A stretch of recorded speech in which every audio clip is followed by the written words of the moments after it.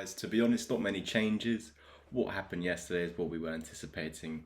We said on Twitter, just before I posted the video, make sure you're following my Twitter, Louis_crypto. It's the second link under this video. But I was basically saying, even though this is a bullish candle, this spinning top or bullish hammer, whatever you want to call it, although it's a bullish signal, I do anticipate that we actually try and fill it in because we're in this longer term downtrend.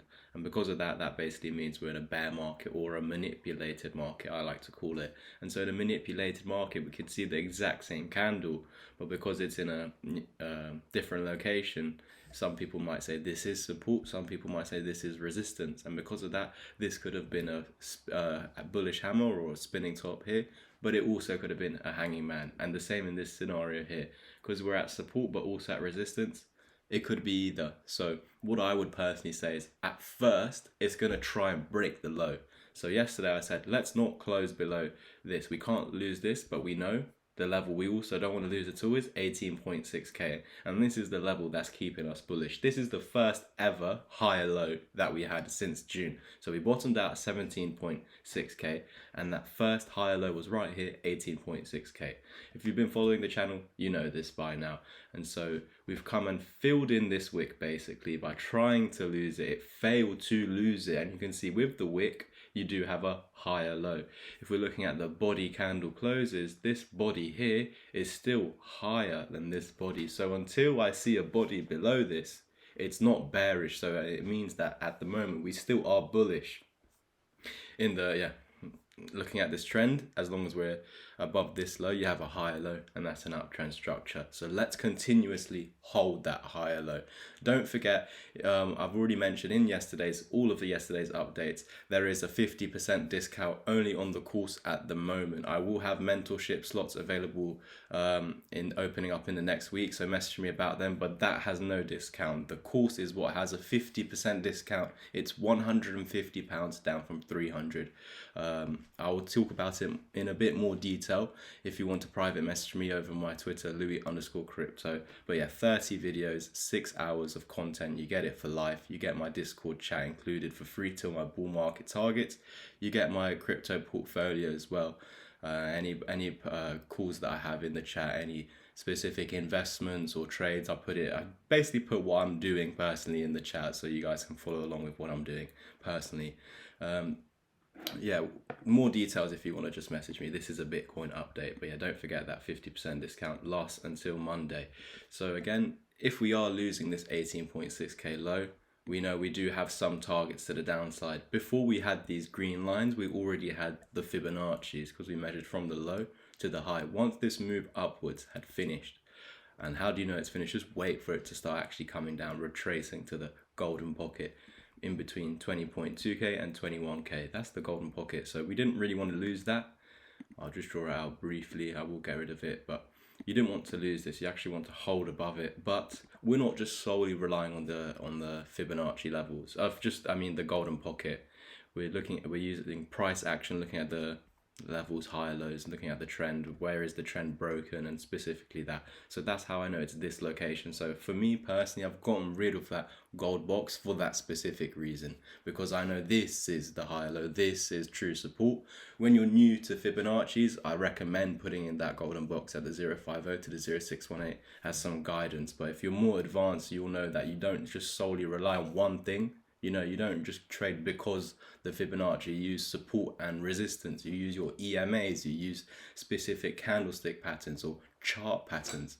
You have to tie all of these in together as further confirmations, as confluence to bring more confidence in your own analysis. This is how you build your confidence. And I built all my confidence 4 years ago when I was looking at Bitcoin. I actually started with Forex, and I was noticing it's very manipulated. I was seeing W's, it wasn't working out, and I didn't really understand. It's because when there's more money involved, it's more manipulated, and Forex, foreign exchange, is all the money in the world. We don't have all the money in the world in crypto, in Bitcoin. So yes, it is a market that is still manipulated, but it's nowhere near as manipulated as, let's say, Forex and stocks. So this is why I eventually moved over to stocks.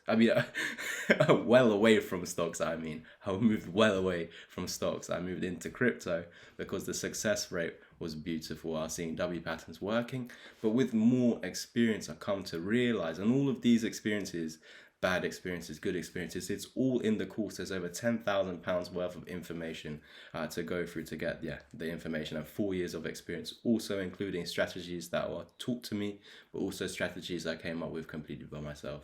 So yeah, I gained all of that confidence basically on Bitcoin.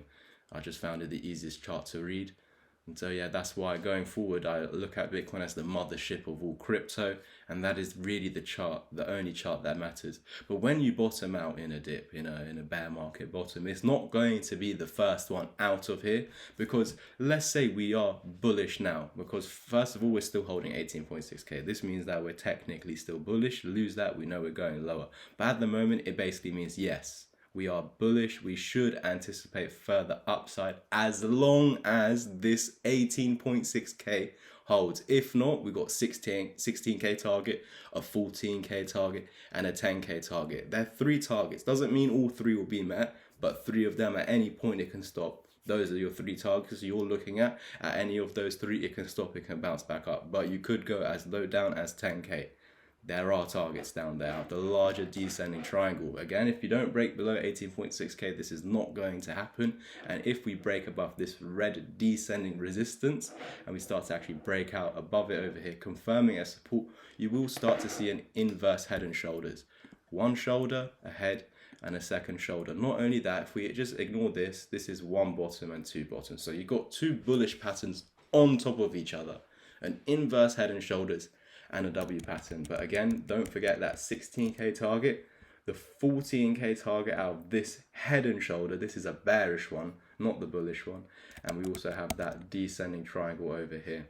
If we break down, we've got a 10k target.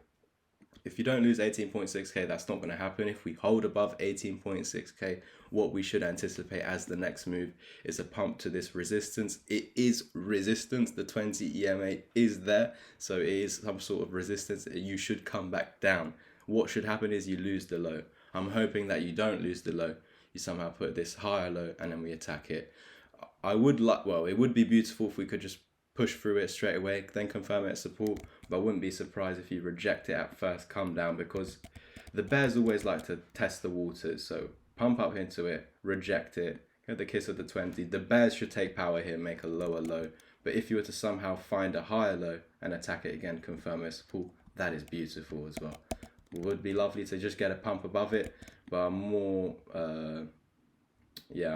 I think this one's more likely to happen, basically, something like that, and that's what we want. Otherwise, what should really happen, because we're below the EMA, is this loss of support, as I've just said. But yeah, as long as you're holding 18.6k, I can't say I'm bearish, basically, because you're above a higher low.